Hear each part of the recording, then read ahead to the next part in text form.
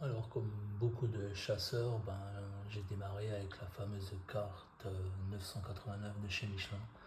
Il me semble que j'ai démarré en 96 et donc j'ai fait mes premiers tracés sur cette carte qui a vécu.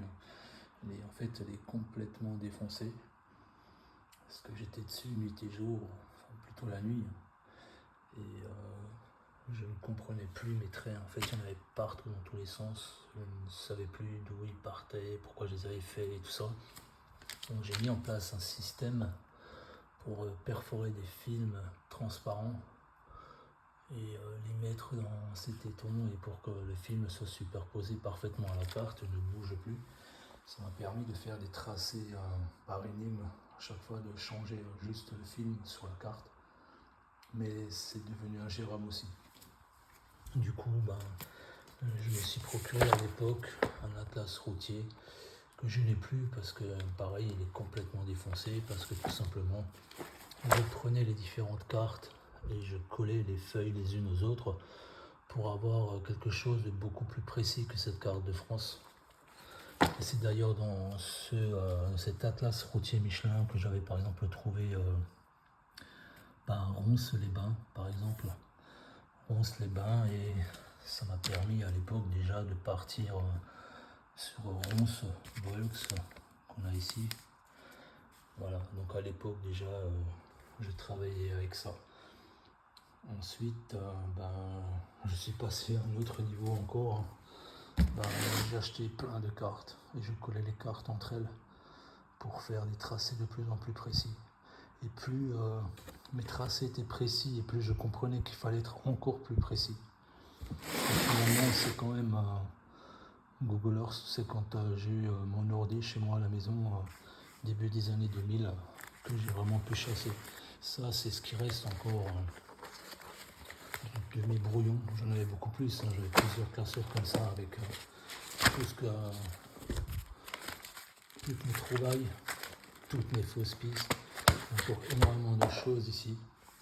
Voilà, c'est comme ça que j'ai travaillé, c'est comme ça que j'ai démarré. Alors juste une petite précision, parce que à chaque fois que je parle de 314 km, mais de façon très précise ou de degrés très précis, à chaque fois on me dit que c'était pas possible en 93 de créer un jeu avec une telle précision. Donc je veux juste vous parler de la carte au trésor. La carte au trésor a démarré en 96. C'était un jeu télévisé, et en parallèle au jeu télévisé, ils diffusaient des énigmes pour trouver une rose des vents qu'ils avaient enterrée quelque part en France. Donc là, j'ai noté une de ces énigmes, donc 1 degré de plus que la fumée. Donc j'ai essayé de décrypter ça. Il y avait une semaine, simplement une semaine entre les émissions. Il fallait donc craquer à chaque fois ces phrases.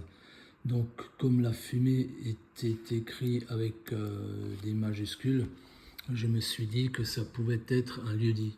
Et j'ai trouvé à la bibliothèque municipale de Mulhouse un ouvrage qui recensait toutes les communes de France ainsi que les lieux-dits.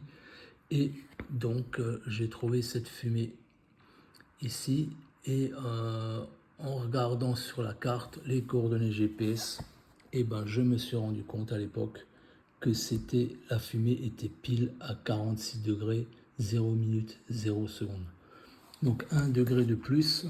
Au départ, je pensais bien sûr à 47 degrés, mais en fait c'était pas ça. Parce que je me rappelle très bien du point de chute pour l'énigme suivante, et c'était à Boscartus. Boscartus, qui fait partie de la commune de Cieux.